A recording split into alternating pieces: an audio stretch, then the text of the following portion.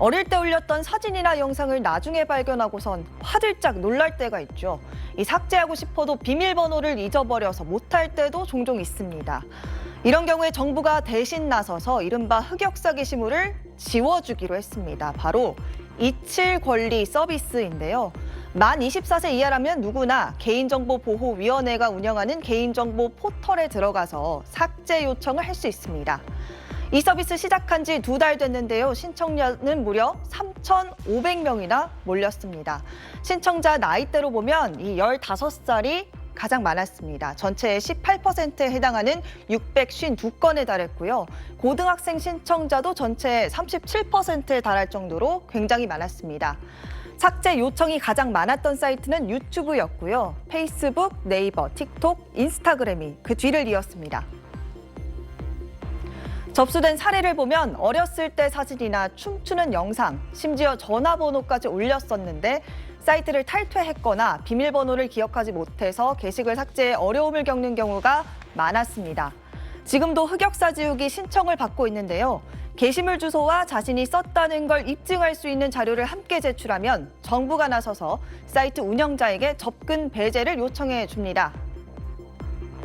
아무래도 요샌 어렸을 때부터 영상과 사진을 SNS 등에 쉽게 올리는 반면에 개인정보 노출의 부작용에 대한 인식은 높지 않아서 뒤늦게 문제를 인식하게 되는 거겠죠. 그런데 일각에서는 이 서비스의 부작용에 대한 우려도 나왔습니다. 자칫 과거의 학교 폭력 영상을 삭제해주는 등 신분 세탁을 돕는 도구로 활용될 수 있다는 겁니다. 하지만 학폭 영상을 지워주는 건 불가능하다는 게 개인정보위의 입장입니다. 자신이 올린 본인의 개인정보가 포함된 게시물만 지워주기 때문입니다. 학교폭력 사진, 영상의 경우에는 피해자가 해당 사실을 폭로하기 위해 공개하는 경우가 더 많겠죠. 그래서 가해자 본인이 올린 게시물이 아닌 이상 삭제 요청이 들어와도 받아주지 않는다는 설명입니다. 가해자가 과거 스스로 올린 폭력 영상 등을 내려달라고 하는 경우도 요청이 받아들여질 가능성이 낮습니다. 자신이 그 게시물로 인해 어떤 피해를 입고 있는지 소명할 수 있어야 하기 때문입니다.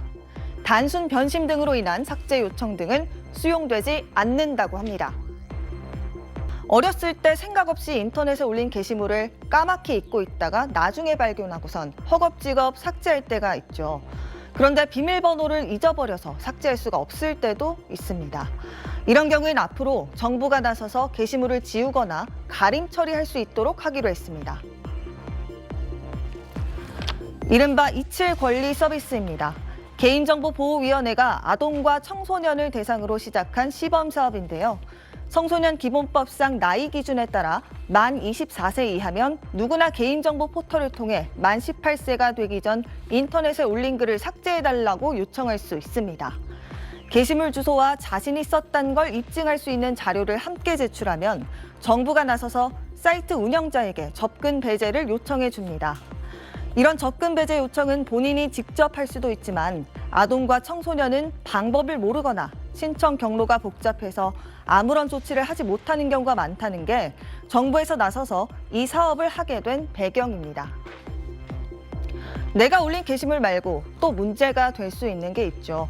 바로 엄마, 아빠가 올린 나의 어릴 적 모습입니다. 이른바 쉐어런팅이라고 불리는데요. 공유와 육아를 합친 말입니다. 부모님은 좋은 뜻으로 올렸지만 나중에 문제가 되는 경우가 있습니다. 어린 자녀 사진 SNS에 올리는데 자녀의 동의를 받진 않죠. 나중에 아이들이 크면 자신의 어릴 적 사진이 공개되는데 불만을 가질 수 있습니다. 이런 사생활 노출뿐 아니라 유괴 등 범죄에까지 활용될 수 있어 해외에서는 이미 여러 논란이 되고 있습니다. 현재 우리나라에선 잊힐 권리는 자신이 올린 게시물에 대해서만 적용 가능합니다. 그래서 개인정보위는 이르면 연말에는 부모를 포함해 제3자가 올린 게시물에 대해서도 잊힐 권리를 도입하기 위해 아동청소년 개인정보보호법 제정안을 발의할 계획입니다. 지금까지 뉴블더 전연남이었습니다.